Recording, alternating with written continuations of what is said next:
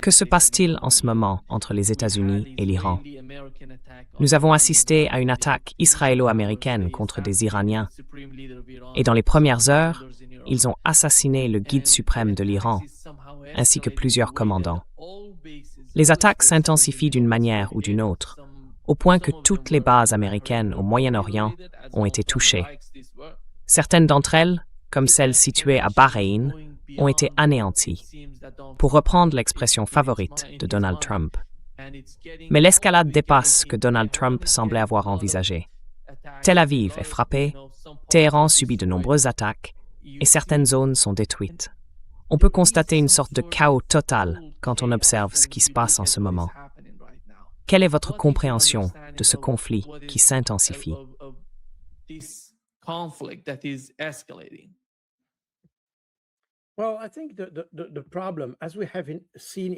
Eh bien, je pense que le problème, comme nous l'avons vu dans d'autres conflits, réside dans l'incapacité de l'Occident à comprendre son adversaire, à comprendre la posture de cet adversaire.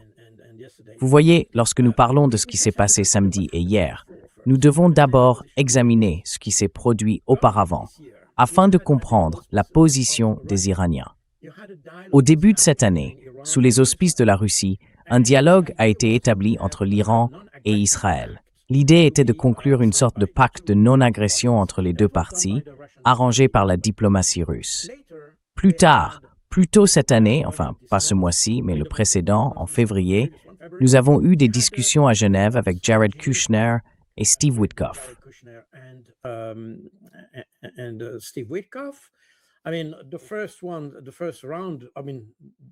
Je veux dire, le premier cycle de négociations en janvier a eu lieu entre Israël et l'Iran. Ensuite, à Genève, il y a eu les discussions entre les États-Unis et l'Iran. Nous avons vu d'ailleurs que le premier cycle de discussion avait en réalité été demandé par Israël. Il voulait une sorte d'accord de non-agression. Quant aux discussions avec les États-Unis, nous avons constaté que les États-Unis avaient systématiquement augmenté leurs exigences, au point que ces exigences ne pouvaient tout simplement pas être satisfaites par les Iraniens. Je veux dire, on leur demandait littéralement de mettre en péril leur sécurité nationale en abandonnant les missiles balistiques et d'autres choses de ce genre.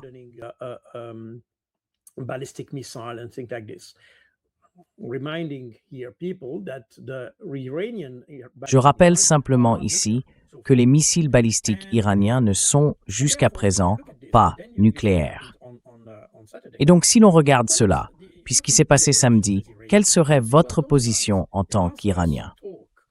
Vous vous diriez, eh bien, ces gens nous demandent de discuter, d'améliorer la situation, d'engager un certain dialogue, et ensuite ils profitent de cela pour nous frapper.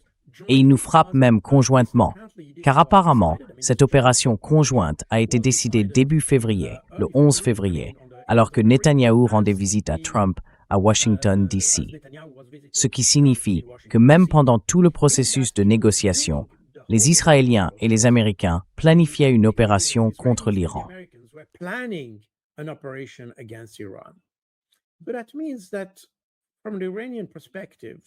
Mais cela signifie que du point de vue iranien, comment pouvez-vous faire confiance à vos partenaires? Enfin, pas partenaires, vos homologues. À qui pouvez-vous faire confiance? Ils parlent. En apparence, il s'agit de paix et de dialogue, mais en coulisses, ils s'emploient à organiser des opérations contre vous. Nous sommes donc maintenant dans une situation où l'Iran a été frappé par les deux pays. Comme vous l'avez dit auparavant, il semble qu'il y ait une répartition des tâches entre les États-Unis et les Israéliens. Les Israéliens frappent ce qui est lié à la direction et au système de commandement et de contrôle des forces armées, y compris les gardiens de la Révolution, et les Américains frappent les infrastructures, comme les installations nucléaires et ce genre de choses. Alors voilà, à quoi ça ressemble?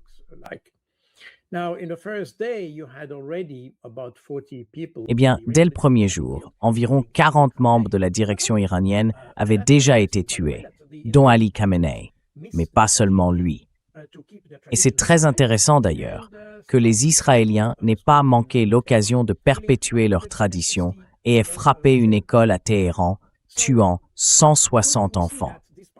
On voit donc que, malgré le discours selon lequel ils mènent des frappes très précises, ces frappes précises touchent aussi des enfants, comme on l'a vu en Palestine. Et c'est quelque chose d'ailleurs qu'aucun média occidental n'a rapporté. J'ai vu un reportage hier à la télévision belge. Ils ont parlé des 9 personnes tuées à la suite de la riposte iranienne à Tel Aviv, mais pas un mot sur les 160 écoliers tués à Téhéran.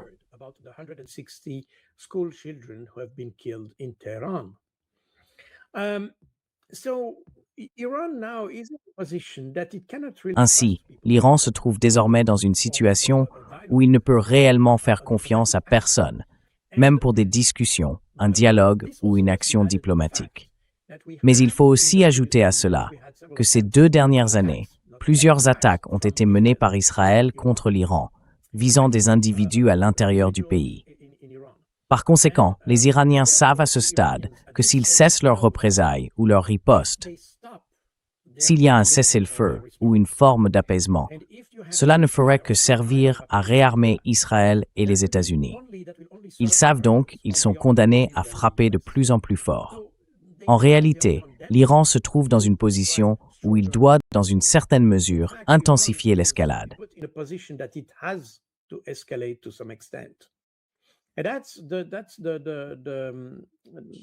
Et c'est là toute la tragédie de la situation. Car il n'y a désormais aucun moyen pour l'Iran de faire confiance à une initiative diplomatique venant des États-Unis. Et les États-Unis sont le seul interlocuteur ou partenaire de dialogue qu'ils puissent avoir. Israël n'est pas un partenaire du tout. L'Europe est inexistante sur le plan diplomatique. Les États-Unis étaient la seule puissance plus ou moins disposée à parler avec les Iraniens. Mais même cela, nous l'avons vu, n'était qu'un exercice de duplicité de la part des Américains. Alors maintenant, à qui faire confiance? La seule voie possible est de pousser le conflit jusqu'au point où Israël et les États-Unis devront supplier pour la paix. Voilà où nous en sommes. Et c'est parce que les Iraniens ne peuvent faire confiance à aucune initiative de paix ou de dialogue venant des États-Unis. Quant aux Israéliens, on peut probablement oublier cela. Nous sommes donc dans une situation très tragique.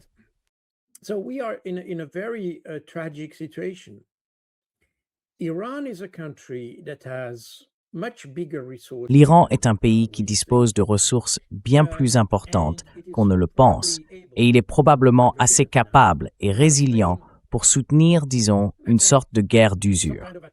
Car ses ressources ne sont pas infinies. Sa capacité à combattre ne l'est pas non plus.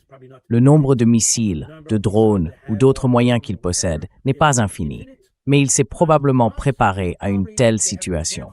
D'après ce que je comprends de la manière dont l'Iran envisage les choses, il a planifié une guerre prolongée contre les États-Unis et Israël. En revanche, les États-Unis ont en réalité échoué dans leur première tentative de renverser le régime. Ils ont peut-être tué Ali Khamenei, mais tuer le dirigeant n'est pas la même chose que renverser le régime.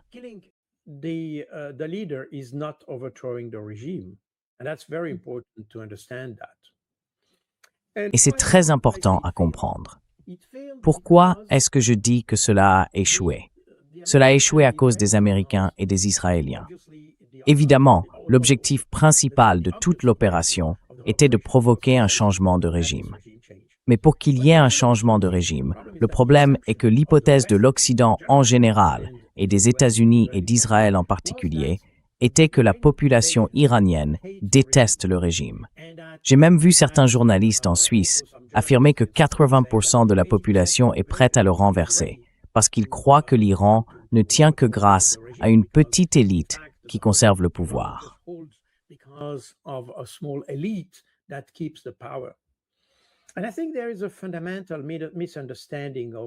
Je pense qu'il existe une incompréhension fondamentale de la société iranienne, du système iranien et de la manière dont l'Iran fonctionne en tant que pays. Le problème, c'est que lorsque nous voyons, et nous l'avons vu en janvier, toutes ces manifestations et ces protestations, ce que les médias ne disent pas, c'est que toutes ces images ou vidéos que nous voyons proviennent de certaines villes, souvent les plus grandes, mais qu'elles ne sont pas forcément reproduites dans d'autres régions du pays. C'est quelque chose que j'ai remarqué lors des émeutes de 2009. Quand j'ai commencé à étudier ces émeutes à travers le pays, j'ai découvert qu'elles étaient en réalité concentrées dans seulement quelques villes, tandis que la majeure partie du pays ne ressentait pas le besoin d'une quelconque révolte ou de quoi que ce soit de ce genre.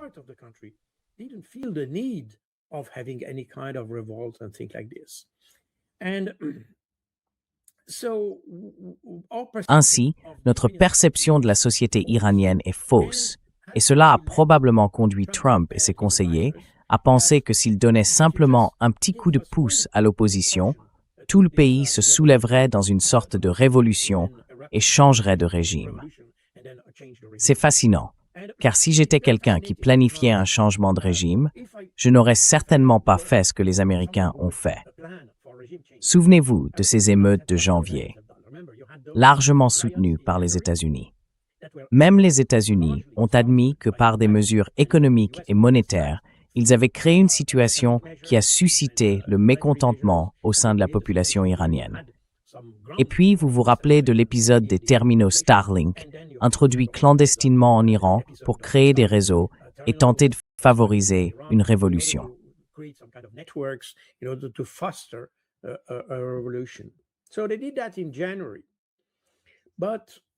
Ils ont donc fait cela en janvier, mais apparemment, le gouvernement a réussi à garder la situation sous contrôle.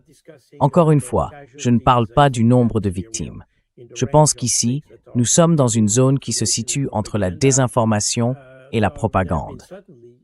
Il y a certainement eu des victimes, aucun doute là-dessus, mais pas dans les proportions rapportées par nos médias.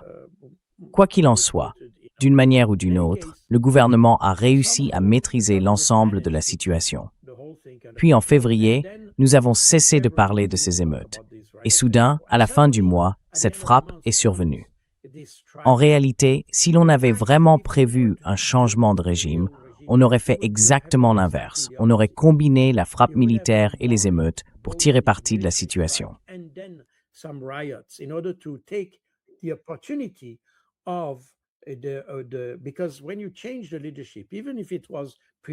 Parce que lorsqu'on change de direction, même si cela a été préparé, comme ce fut le cas en Iran, sur la base de l'expérience des frappes précédentes de l'année dernière, la guerre de 12 jours, l'Iran s'était préparé à une situation dans laquelle la direction pourrait être éliminée et une nouvelle devrait être mise en place. Pour cette raison, l'Iran a préparé cette transition pendant des mois. Cela signifie que, probablement, toutes les décisions qui ont été prises l'ont été par le dirigeant, celui qui était aux commandes, mais qu'elles ont sans doute été partagées avec le second, celui qui devait prendre la relève au cas où le dirigeant serait tué. Ainsi, l'Iran a préparé cette transition, mais néanmoins, que la transition soit fluide ou non, rapide ou lente, une transition reste toujours un moment de faiblesse. A transition is always a moment of weakness. And that's the moment the Americans Et c'est à ce moment-là que les Américains auraient dû en profiter pour déstabiliser le gouvernement avec des émeutes et tout le reste. Cela ne s'est pas produit. Cela ne s'est pas produit. À mon avis, ils ont enchaîné les opérations d'une manière complètement erronée. En conséquence, je pense que ce changement de régime n'a pas eu lieu. Il y a eu un changement de dirigeant, mais pas un changement de régime. Le problème dans une telle situation, et c'est quelque chose que j'ai étudié dans de nombreux articles que j'ai écrits sur le sujet, c'est que lorsque l'on commence à tuer les dirigeants, le danger, c'est qu'on ne sait pas qui viendra ensuite. On connaît ceux qui sont aux commandes, mais on ne sait pas qui leur succédera. Et donc, lorsque l'on commence à éliminer les dirigeants, on se place dans une situation d'incertitude quant à la manière dont ces nouveaux dirigeants réagiront et répondront à la situation.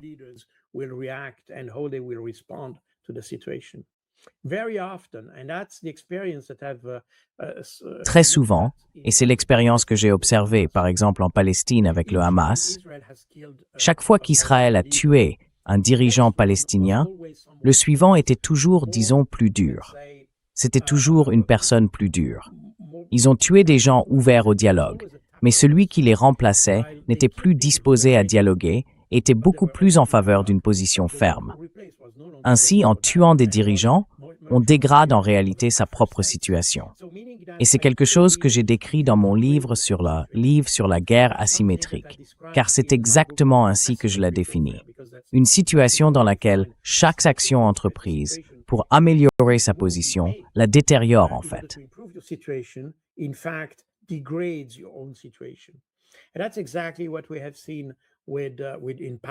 Et c'est exactement ce que nous avons vu en Palestine depuis des années avec Israël. Et ils font exactement la même chose avec l'Iran. Lorsque l'on commence à tuer des dirigeants, on risque de se retrouver avec des dirigeants plus efficaces, plus agressifs, plus compétents et plus dynamiques. Et c'est probablement ce que nous verrons. Par conséquent, Israël et les États-Unis ont en réalité affaibli leur propre position stratégique. C'est pourquoi je pense que l'Iran est désormais contraint de faire monter le conflit jusqu'au point où l'Iran et les États-Unis n'auront d'autre choix que de supplier pour la paix. Pas seulement un cessez-le-feu, mais la paix. Et à titre personnel, je pense que si j'étais iranien, je poursuivrais certainement une stratégie plus dure, allant au-delà du point où Israël et les États-Unis demanderaient la paix.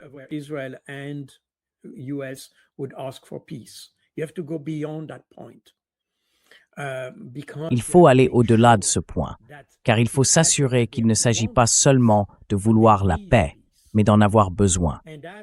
Et c'est la situation dans laquelle nous nous trouvons.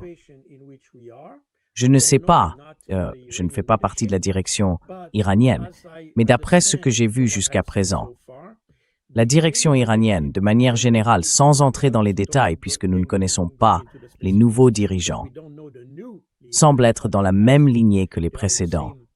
Ils réfléchissent de manière très stratégique. Et j'ai le sentiment qu'apparemment, Trump a déjà donné quelques signes indiquant qu'il serait prêt à entamer une discussion et que les Iraniens ont dit non.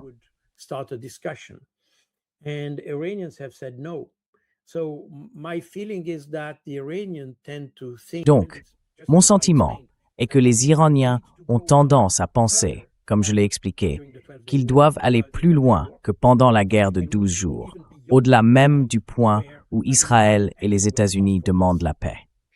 Et c'est plus ou moins la situation dans laquelle nous nous trouvons. Cela coûtera de nombreuses vies, mais je pense qu'il n'y a pas d'autre choix. Car le problème est que, lorsqu'on parle de cette guerre entre l'Iran et les États-Unis, ou entre l'Iran et Israël, on est face à un type de guerre qui n'est pas rationnel. Tout le monde sait que l'Iran n'a aucune revendication envers Israël, ni territoriale, ni économique. Il n'y a aucune raison objective à une guerre entre les États-Unis, l'Iran et Israël. Nous sommes dans une guerre mue par l'obsession.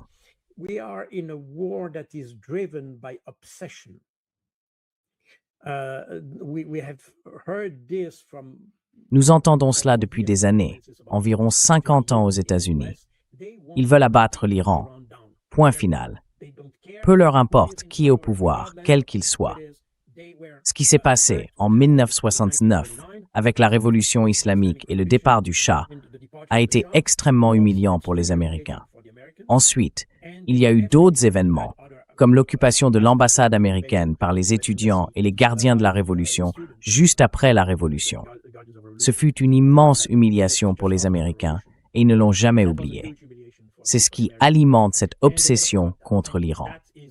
Donc, du point de vue iranien, on ne peut pas s'attendre à ce que les Américains retrouvent la rationalité dans une telle situation.